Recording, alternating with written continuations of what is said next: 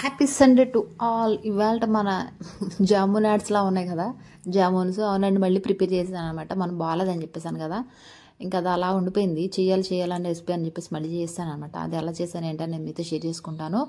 Hello అండి, welcome back to our channel ఎటు jet talks. ఏంటి జామున్స్ చూపిస్తానని చెప్పేసి ఏంటి ఉప్మా చూపిస్తున్నాను. ఉప్మా కాదండి, టమాటా బాత్ అనమాట. ఈ రెసిపీ ఆ రెసిపీ రెండు కూడా ఎట్ టైంలో నేను మీతో షేర్ చేసుకోవాలనుకున్నాను. బట్ ఈ రెసిపీ చేసేటప్పుడు కాల్ వచ్చేటప్పటికి ఆ రెసిపీ అనేది ముందుగా చేసేవాల్సి వచ్చిందనమాట. అందుకే నేను ఈ రెసిపీ అనేది నేను మీతో షేర్ చేసుకోలేకపోతున్నాను. బట్ పల్లి చట్నీ అయితే ప్రిపేర్ చేశాను. టమాటా బాత్లో పల్లి చట్నీ కాంబినేషన్ సూపర్ అంటే సూపర్ ఉంటుంది.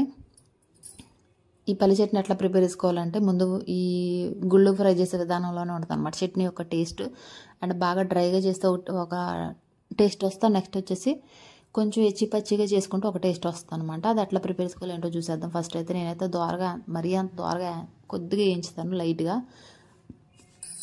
అవి వేయించి పక్కన పెట్టుకున్న తర్వాత దాంట్లో జీలకర్ర అండ్ నెక్స్ట్ వచ్చేసి కరివేపాకు, పచ్చిమిర్చి, ఉప్పు అండ్ కొంచెం చింతపండు యాడ్ చేసేసి ఫ్రై చేసుకుంటాను, పక్కన పెట్టేసుకుంటాను.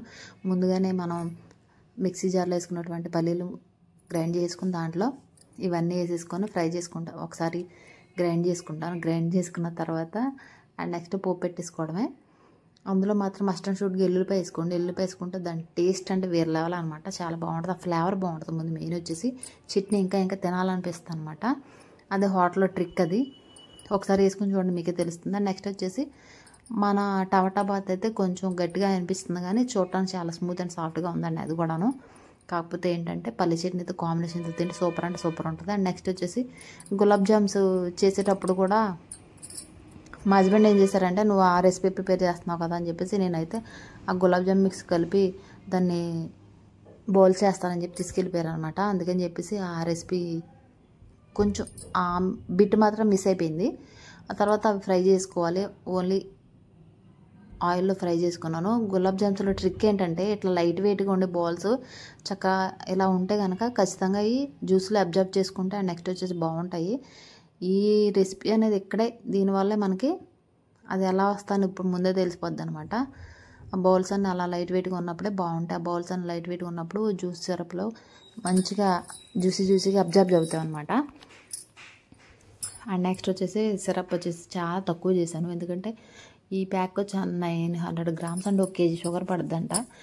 కేజీ షుగర్ తింటే మనం కూడా షుగర్ బ్యాక్టీరియా అయిపోతాం అని చెప్పేసి తగ్గించేసాను.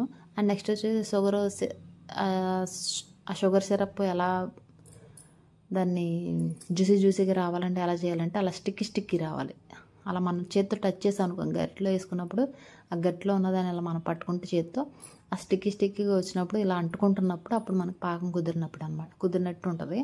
అండ్ నెక్స్ట్ అందులో కుదిరినప్పుడు ఈ గులాబ్ జామున్స్ అన్నిట్లో అందులో జలకలాడించాలన్నమాట. కాసేపు జలకలాడించి ఓవర్నైట్ అట్లా పెట్టేసుకున్నా పర్లేదు, వేడివేడిగా తినలేం కాబట్టి ఓవర్నైట్ అట్లా పెట్టుకుని మార్నింగ్ తింటే చాలా అంటే చాలా బాగుంటాయి.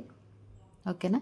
నేను నైట్ చేశాను కాబట్టి ఓవర్నైట్ అట్లా ఉంచేసి డే టైంలో వాటిని తీసి చూసాను అనమాట ఎలా ఉన్నాయి ఏంటి అనేది.